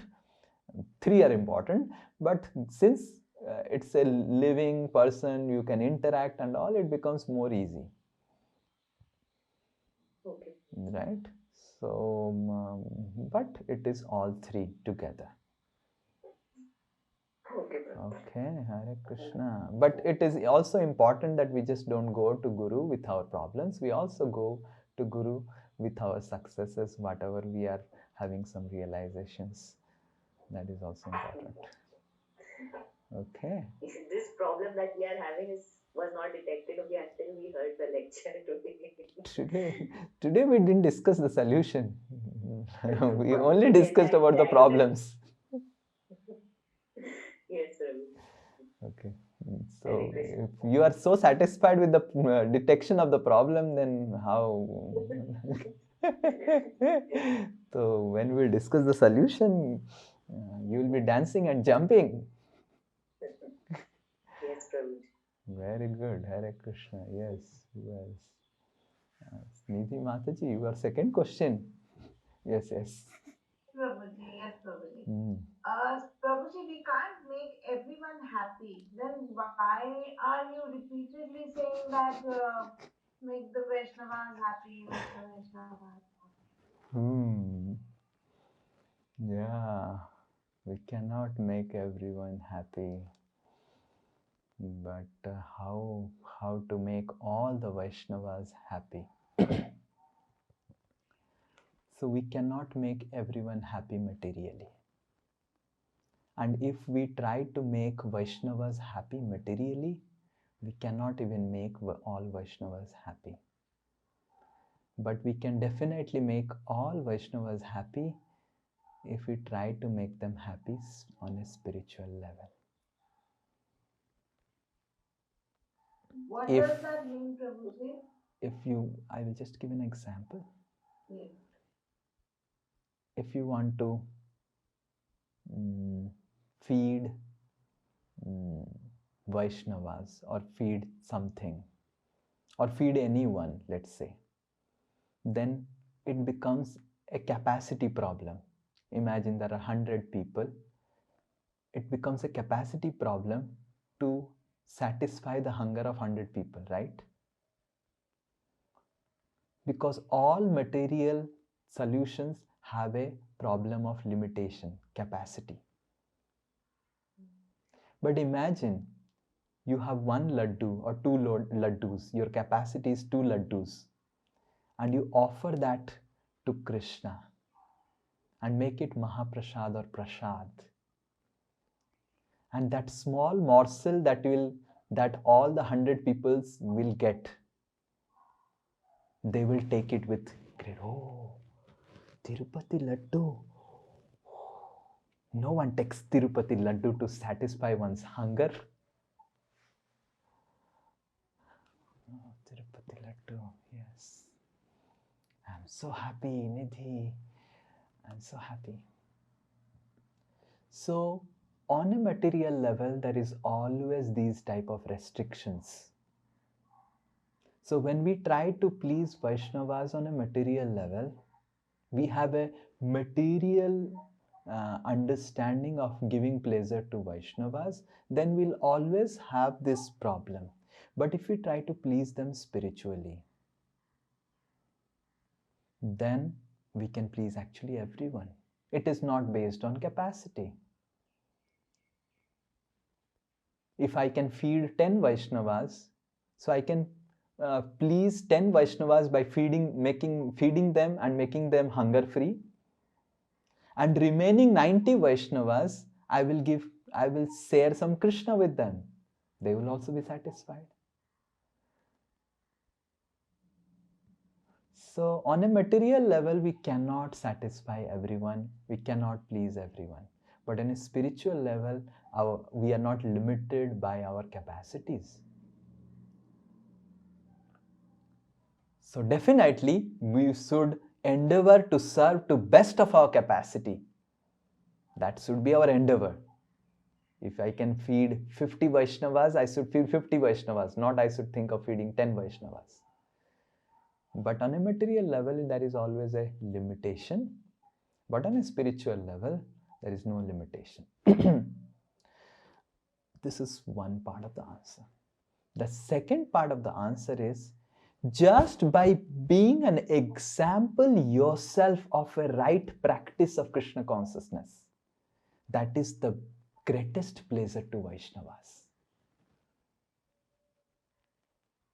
If Nidhi Surekha is chanting very nice rounds of Hare Krishna and reading Srimad Bhagavatam very nicely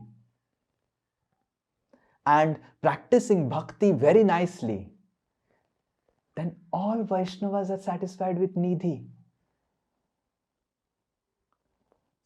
So, if they are right Vaishnavas, if they are proper Vaishnavas, then if a person is loving Krishna, then Vaishnavas are happy. Oh, so nicely Nidhi practices devotional service. So Vaishnavas are satisfied when we satisfy Krishna. So in this way, if we love Krishna very nicely, instead of just thinking, oh, I can only satisfy these many Vaishnavas, I cannot satisfy everyone. You practice bhakti nicely, all Vaishnavas will be satisfied because of the example of the bhakti that you are doing. You just be gentle and nice with devotees, you change your behavior, you become humble, all Vaishnavas will be happy just by your humility. You share about Krishna to everyone, all Vaishnavas will be happy. So, being a perfect good example of devotee, a Vaishnava, is the best service that we can do to all the Vaishnavas. If we are a humble, gentle Vaishnava with the right attitude of service, that's the best service. Yes. So can you not all please all the Vaishnavas? Yes, just being best nice devotee, practicing devotee, I can please all the Vaishnavas. And your third question is in a pipeline after Veer Narasimha Prabhu and Sabyasachi Prabhu, then the third question, if the time permits. Because the priority is the question, we should give priority to person to ask the question one at least. Like for example, second serving of prasadam. First we give first serving of prasadam to everyone. And when everyone gets first serving, at least imagine everyone has got 100 Vaishnavas has got 100 rasgullas, and then we announce there are 20 rasgullas left. Who is that desperate Vaishnava wanting for the second serving of the rasgulla? And then Sri Nitai Das gets hands, I want the second serving. But you don't give two rasgullas in the beginning. We give one, and then everyone got one, and then the next. So like that, we follow that. Yes, we Narasimha Prabhu. Hare Krishna Prabhu. Yes. Prabhu, actually I have this doubt. Okay, like if we see example of Arjuna. So when Arjuna was fighting, so initially when he was confused, he took shelter of Krishna, he asked doubts to Krishna. But in the later part, when he has to fight, at that time he was not asking Krishna that like, now which arrow should I shoot, now how much should I do. So according to this, if we see our Acharya's example also, like when Raghunath Das Goswami was sitting chanting, so then Raghunath, our Acharyas, they told Rupa Goswami and Sanatan Goswami that you should make your own putti. You should not engage Krishna in your service, that they take care of you. So Prabhu, now what my doubt is that sometimes we feel that okay, this problem I can solve. And I'm not able to put that line, that at which point of time we go and put it on the Guru and the Vaishnavas, because if we let us start putting each and every small thing on the Vaishnavas, then like, okay, you tell what should I do, then obviously it is not logical also. They also get them, because each small things we are asking them. But at the same time, like today when we were discussing about our this security, so you told that there is a very important thing, that always we have faith that with my intelligence and endeavor I can solve this problem. So now I'm completely confused that where we have to draw that line, at which point we keep on going to Guru and asking, and till which point we can solve ourselves so that we don't unnecessarily trouble the Guru. So this is the confusion, Guru. Okay. I am extremely feeling bad that I have put, my class has put you in a confused state.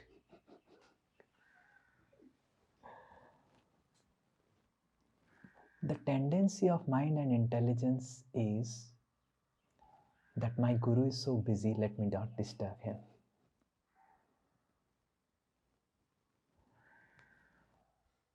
So this is the tendency of contaminated ego and mind and intelligence, who makes us feel that my Guru will be happy and let him relax. Guru is not a position to relax. No one becomes Guru to relax. Rather, the Guru becomes very disturbed when he is relaxed. And the tendency of contaminated ego is that my Guru is so busy and let me not just disturb him. And that is why Rupa Goswami says a very, very important spiritual principle in Bhakti Rasamrit Sindhu, that a Guru should not take too many disciples.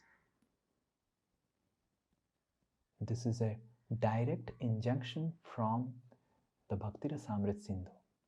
The Guru should take that many disciples, that much he can be available and accessible. So if it's both sides, the Guru also has to work in such a way that he doesn't have so many disciples that he has no time. The Guru has to make himself available. It's not about he's busy. If he's busy, he has to, if a disciple has any question, and the guru is busy, he has to give up all his engagements and he should be available for that disciple. That is the commitment that the guru has to make. If that commitment he doesn't have, then he is no guru. He is not a guru. It is that serious responsibility. We must understand it. We are not becoming gurus just to get some appreciation, cheap admiration from the disciples. We are becoming gurus for taking serious responsibilities of our disciples. So if a disciple has any question, the guru should be ready. He should have a commitment. In the next 24 hours, in the next 48 hours, I must answer the question of this disciple. And so long I have not answered it, the guru should feel that I have not completed my service. I have, and he should feel bad if he cannot do that within that time. Then he should contemplate and think that I think I have taken more disciples, finished, no more. So that is a very essential principle from the guru's side. And from the disciple's side, so long the guru doesn't reject him, he should ensure that he must confide and consult. And we should never think that now I have understood the mood of the guru. Whom I was telling this? I don't remember whom I was... To me, Prabhuji. Oh, to Selja Mataji. I speak so much to so many people. I only forget whom I speak, what I speak. So I was telling that we should never think that I have understood now the mood of Guru. Understanding the mood of Guru takes huge lot of time. Huge lot of time. We can say that a minimum of 15 years. 10 to 15 years is minimum of direct interactions, or maybe even more than that. Then we understand the mood of the Guru and we understand that what would please my Guru in this situation. And if we are fortunate enough to get such a Guru, then we should really feel very fortunate, and we should ensure that we take and consult. Until unless the Guru says, now you have grown up, so you can take your own decisions.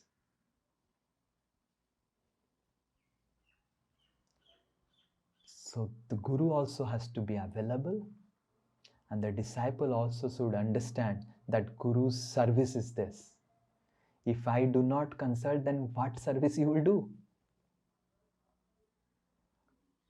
The Guru should not be just becoming like Alexander the Great in conquering more and more disciples. That is no job of a Guru.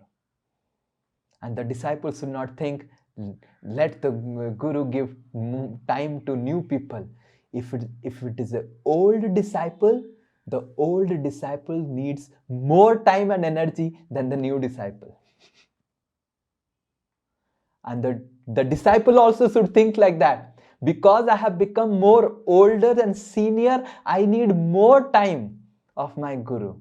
The disciple should feel that now I need more time. He should feel that urge. Whether he gets it or not, that's a different question. That's another question. But a disciple should think that because I have become more senior, I have become more prone to material energy. Material energy's agents are sufficient when I am new in devotional service. But material energy will personally come when I become big in devotional service. And that is why when we become more serious, we become more seriously pinpointed by the material energy. And the problems that we face will also become more serious on the level of ego.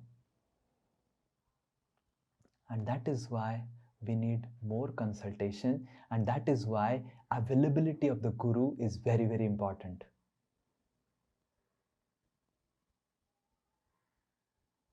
So the guru has to understand this, and disciple also has to understand. It's a mutual understanding. The guru has to understand, if my disciple has spent 10 years in Krishna consciousness, I need to give him more time. If my disciple has spent just 1 year in Krishna consciousness, he needs less time. That gurus do not think, oh, this disciple has just spent 1 year in Krishna consciousness, he needs more time. This is wrong philosophy. If someone has spent more years in Krishna consciousness, he needs more time. Provided the disciple is ready to take time. The disciple is only not ready to take time, then what the guru can do? But the disciple should think, if I have spent more time, then I need more time of guru. Unfortunately, somehow, because of the institutional structure in ISKCON, sometimes it becomes difficult to follow this. But it's a spiritual principle. We need to try. If we can follow it, it will be beneficial for us. But as we grow ahead in our spiritual life, we need more shelter, more shelter, more shelter. Just like my Gurudev used to tell, that if you are having a one-storied building, then if you jump off from the one-story building, then little bit damage.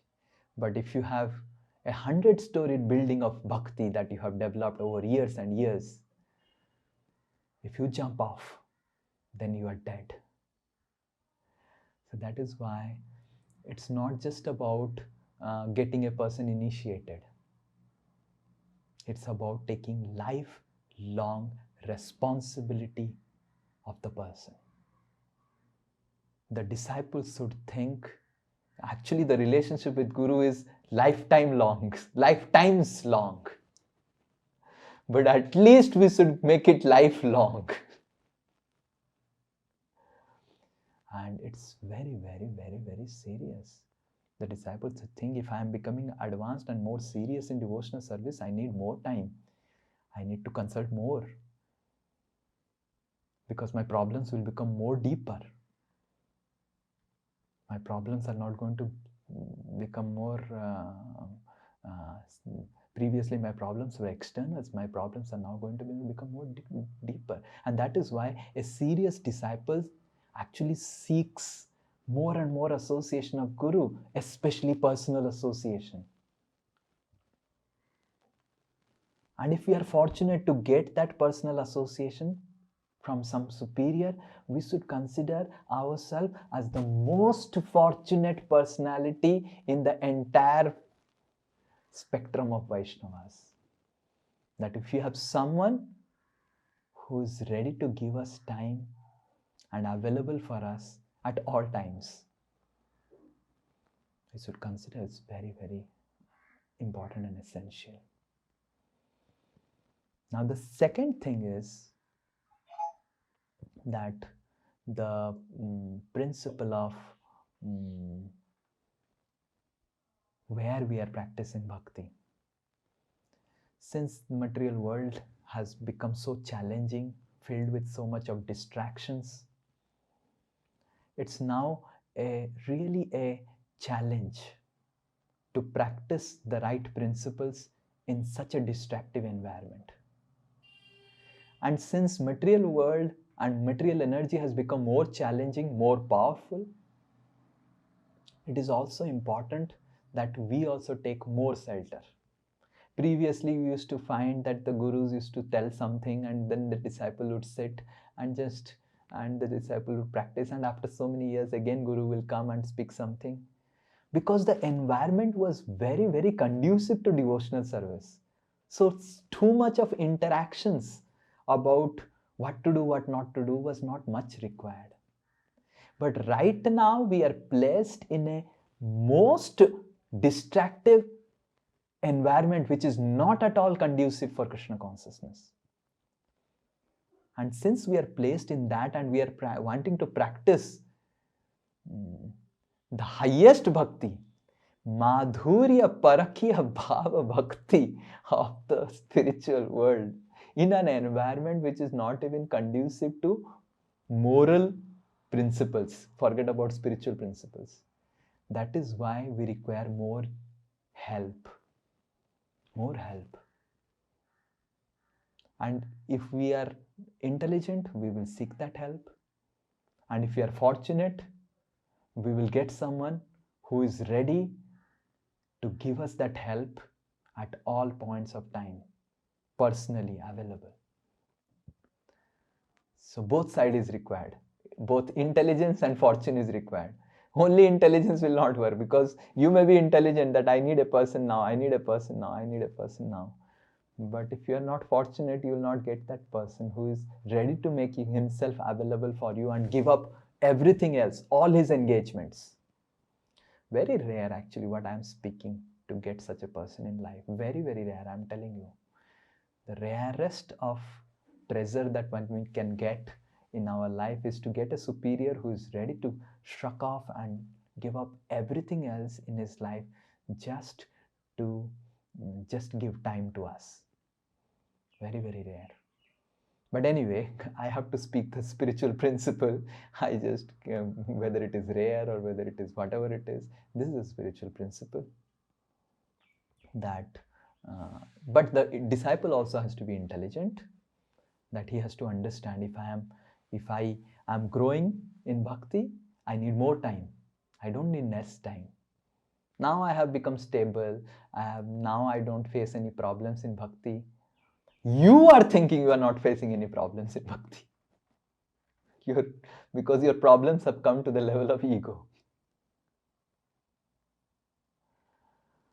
But unfortunately, egoistic problems don't get solved because we ourselves, we don't get such, we are not maybe fortunate to get a person like that with whom we can directly interact, or who is ready to give that time and energy, who is ready to understand that, okay, I really, really need to take this responsibility of this person lifelong, no question, whenever, whatever, how much ever time it is, I have to give.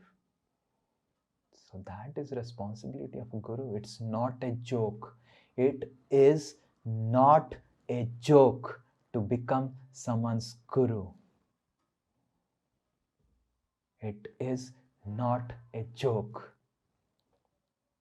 One cannot say that, oh, okay, just like you cannot give birth to child and tell, oh, you take care now, I have given birth.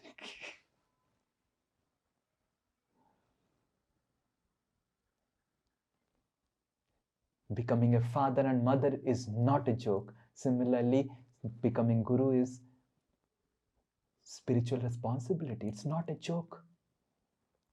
The father and mother has to be available at all point of time. I have seen where sometimes the kids have grown up, they have come to 30 years of age, and now they face some very, very difficulty. And then the father and mother, they come forward to help the son come out of the difficulty. That is the responsibility of being father and mother. The responsibility doesn't end. No mother, no father will say, now since you have grown up, now what is required? You solve your problem yourself. That is Western culture, that's not Vedic culture. Vedic culture is becoming father means father for the life. Even if I am now 70, my son is now 50, and my son is facing problem, I have to solve my son's problem. At least I have to endeavor. Definitely, on a material level, there is sannyas and all those things are there. So the example cannot completely fit. because after 50 we are supposed to retire from our family duties and give up and all. But on a spiritual level, it is very, very serious. It is very, very serious. The job of a guru is very serious responsibility, very serious. Until and unless the disciple rejects the guru should never reject his disciple, and always deal with compassion and ready to give his good advice. Provided the disciple is intelligent, that he approaches the guru with humility. But if the disciple is only not humble, ready to listen, he has more faith on his mind and intelligence, what the guru will tell? Guru will simply put dandavat and say, Vancha kalpataru vaishya kripa sindhu vacha patitanam pavanebhyo vaishnavebhyo. Okay. Prabhu, actually, I want to ask, let us say there is a problem X we are going through. So then what should be our way? First we try to solve it ourselves, or we directly go to Guru, or first we try to solve it, when we are not able to solve it, then we go to Guru. I'm not able to understand. A grown-up devotee, he writes down the solutions of the problem and he comes to his guru. A new devotee would just come with the problem. मेरे को solution बताओ.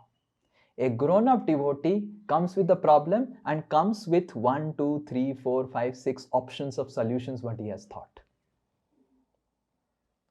Prabhuji, these are all, maybe Guruji or Swamiji, these are all 10 solutions of this problem X, which I thought of my 10 years of practice, but I have not started executing on any of them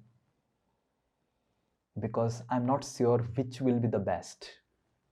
I need your guidance. And then, okay, this 5 and 7 are best, you start following it. So this is a grown-up devotee. And it may so happen that the Guru rejects all the 10 and he says the 11th one. You should have the humility to get rejected of all your solutions. If that humility is not there, next time you'll not go. अरे मैं 10 ठो सोच के जाता हूँ, वो 11 बोलता है, उससे अच्छा बिना सोच के ही जाऊँ, अच्छा है. So next time you should have humility to again think and go and not execute it. Not execute it. Again think and go the 10th thing, and again it may so happen the Guru says another 11 and rejects the 10, but again when you go, still you think and go, but never execute it. So this is sign of advanced devotee. And a very advanced devotee, when he does this with Guru for again and again and again and again and again, then he gets trained. Then his ego gets purified. At that time, you know what will happen? At that time, Paramatma starts acting in his life. The Paramatma is there in the heart of the Guru. Paramatma is in the heart of the disciple. The disciple exactly becomes a replica of his spiritual master. Replica. He becomes everything of the spiritual master. So, but that's a long way to go. It's not just achieved sometimes in one lifetime. So we do not have too much think about that stage. At least we think about this second stage. But definitely in the course of 10 years, 15 years, 20 years, 30 years of practice of Krishna consciousness, it is required. Like I for my example, so long the things are going nice and my services are going nice and everything is going nice, I don't disturb anything. But as soon as there is any problem, especially in my thing, I have something or problem, immediately I would consult Radheshyam Prabhu, or immediately I would, there was some things which needed some attention, especially about my physical things and all. So I need to consult. What need to be done? Immediately. There is no question of, we can find out, oh, this and this and this and that and that, but immediately one needs to consult. Other times, if there is no problem, we should not create a problem so that we can, we do not have to create a problem, but problem means consultation is required. Even if it is small, even if it's big, first thing. And second thing, we require also that fortune to get a person who is always ready to be available for us. I have seen, I am fortunate, even if my Diksha Guru Radhanath Maharaj is not available, but Radheshyam Prabhu is always available. Always available. Anytime I write a mail, the reply comes in, and he has this commitment that anytime a mail comes in 24 hours, 48 hours, he'll reply. He was concerned about my health and how his health, and he had asked a report about the health and all, and I had sent the mail to his previous mail ID. Now his mail ID has changed and he was in US, and then he sent back, oh, I saw this mail after 15 days, I'm so feeling so bad. I have taken commitment, I should reply every day all the mails, and I'm replying it late. Now you can send to my new ID. I think you don't know about my new ID. So that is important and required. But we should not unnecessarily disturb. There is no problem, we disturb. That is also another extreme of things. And at least we should also have a yearly reporting system, or 6 months reporting system of how, like in ISKCON, we have an yearly reporting system to our spiritual authorities. Every year the GVCs come, we report what our preaching we have done. We have an yearly reporting system to the DTs about what good things we did, what challenges we are facing. Whenever they come, we do that. But we should think, if I get more time, I am so more fortunate. We should think like that. We should not think, oh, yearly reporting is fine. Oh, it would be so nice to have a one-to-one meeting every month with Radheshyam Prabhu or Radhanath Maharaj. I would like, I would love to meet Radhanath Maharaj every month, even if for 15 minutes, just to tell, this month happened like this, oh my spiritual master, and this for your pleasure and all these things. So that fortune, because I'm not that fortunate. But the point is, the rarest fortune for a disciple is if he is having someone with whom he can share his heart. Someone some superior, always. And the greatest responsibility of a guru is to be available for the heart of his disciple. So that is, we should not land up into these problems. Hare Krishna. Now it is 8:40. I think there are some 1 or 2 questions. I think Nidhi Mataji's question, Sabyasachi Prabhu's question will come in WhatsApp to me, and then it comes in WhatsApp to me, then I will keep it in WhatsApp, and I will either send the solution and answer in the WhatsApp in our Rasamalayam group, or I will answer it next class. Okay, Hare Krishna. All Vaishnavas ki jai, Srila Prabhupada ki jai, Srila Gurudev ki jai, Nitai Gaur Premanande. Vancha kalpataru vasya kripa sindhu vevacha patitanam pavanebhyo Vaishnavebhyo namo namo ananta koti Vaishnava vrinda ki jai. Krishna.